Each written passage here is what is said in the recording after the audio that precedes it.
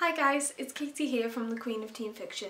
So the amount of books that I read each month varies greatly depending on how much time I have, but this month I've had the chance to read a few really awesome books, so I just wanted to take the time to share them with you and hopefully encourage you to read them because I have loved them. The first book is The Therithmatist Daughter by Melinda Salisbury. Now this is a debut novel by the author, and I'd heard quite a lot of buzz about it before I was actually sent it by Scholastic, so I was really excited to read it. The Therithmatist Daughter follows the story of Twyla, who is a young girl that has been blessed by the gods. She is a goddess embodied, and every so often she drinks poison to prove to the people of the land that she is the embodiment of this goddess and that the poison won't kill her. But instead it seeps through to her skin, making her touch completely deadly, so anyone she touches, she immediately kills. The only people that are immune to her touch are other people who are blessed by the gods, so that is the royal family, the king and the queen, and their son Prince Merrick. And because he is the only person of her age that can actually touch her, she is betrothed to him. Because of her deadly touch, she is used by the king and queen to kill traitors to the land, basically. Anybody that commits a crime has to go on trial, and if they're found guilty then she has to go into a room once each month and kill the criminals. What I loved about this book was the world building. The description of the history of the lands are completely amazing, and the detail that Melinda adds into the story, it's not too much, so it's not confusing you a lot as fantasy novels sometimes do, but it's giving you just the right amount of information so that you understand everything that's going on. I also really adored the lead character Twyla. She grows so much throughout the story because at the start she's just doing what is expected of her, and then throughout each chapter she's starting to learn to question the people around her and how much she really knows about being the goddess embodied.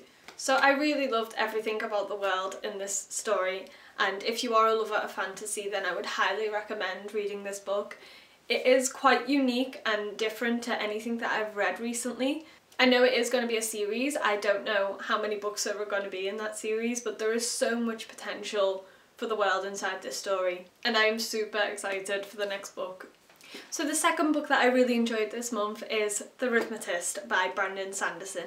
Now this book was originally published in 2013, but it's being republished again here in the UK. Before I received this book I had never heard of the author before, so I didn't really know what to expect. Therithmatist is a fantasy book, and it's mostly set in the school of Armedius, which is where our lead character Joel studies. In this world that Brandon has created, there are an elite group of people called Therithmatists. When children are 8 years old, they go through an inception ceremony to see if they are a Therithmatist, and only 1 in every 1,000 are selected to be one. Joel's ceremony was unsuccessful, so he missed out on his chance of being a Therithmatist, but he is fascinated by every aspect of them.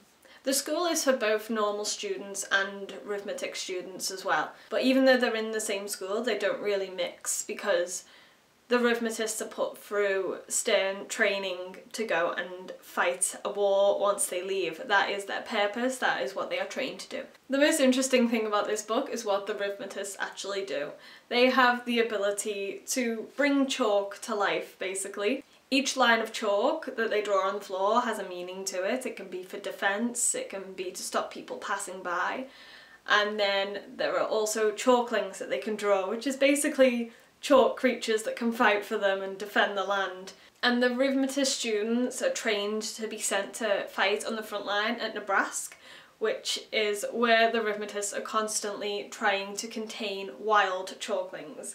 Wild chalklings have the ability to crawl across the floor, crawl up onto a person and basically strip the skin from their flesh. Now when I first read about the book I had no idea what to expect about a story that revolved around chalk, because when you think about it, it sounds quite silly but it actually works brilliantly.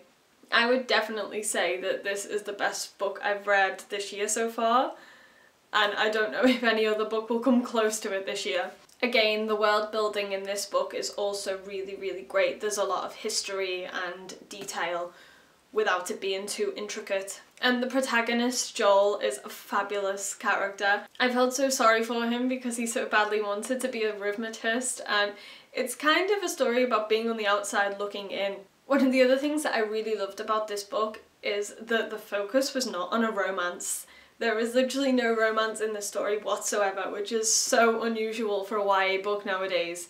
It was just so refreshing to read an entire story without the presence of a love triangle. But I can't tell you enough how great all of the characters are and how good the plot is. There are so many different twists and turns, especially towards the end. Like, there are some scenes at the end that I just did not see coming at all. The minute I finished the book, I really missed the characters, and I was desperate to find out when the second book was coming out, so I looked it up on Goodreads and it says 2017, which is really annoying because after reading this I need a second book now. So I hate comparing books to other books, but I would definitely say that if you are a fan of Harry Potter, then you are probably going to really like this book. So my third and final pick for this month is The Shadow Cabinet by Maureen Johnson. Now, this is the third book in the Shades of London series, and even though I am recommending it to you now, I have not yet had the time to read it. So this is basically a recommendation for you to read the series if you haven't already. I have been a huge fan of this series from the start, and I have been waiting about 2 years for the third book to be released, and there is a major cliffhanger at the end of the second book, so that was a long wait. And the minute this was released, I went to the store and bought it on that day. But because I've had some books to review, I haven't had the chance to read this yet, which is devastating. But I already know that it's gonna be awesome. So the Shades of London series by Maureen Johnson is a story about an American teenager called Rory who goes to study in a school in London. When she first starts there, she has a near-death experience, and after that moment, she has the ability to see the dead. I thought with it being set in an English boarding school it would be quite cliche because there are a lot of stories that are set in English boarding schools, but it's really not. There are wonderful characters throughout the book. Rory herself is a hilarious protagonist, and she's got a lot of attitude in here, which is definitely a contrast from a lot of the shy young adult protagonists that I find quite a lot. So now that I've reviewed the books that I needed to review this month, I will be starting this book straight away.